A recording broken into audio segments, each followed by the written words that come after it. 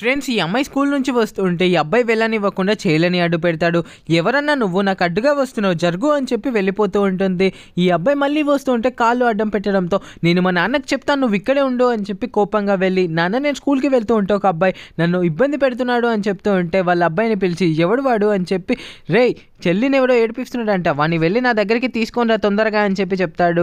దాంతో అబ్బాయి, అదిగో అన్న అతనే నన్ను ఇబ్బంది పెడుతున్నాడంటే, నువ్వు ఎంతున్నావురా నా చెల్లినే ఇబ్బంది పెడతావా పదరా అని చెప్పి ఆ అబ్బాయిని లాక్కొని వెళ్తూ ఉంటాడు. వాళ్ళ నాన్న దగ్గరికి తీసుకొని వెళ్ళి, నాన్న ఇదిగో వీడే చెల్లిని ఏడిపించేది అని చెప్పి చూపిస్తూ ఉంటాడు.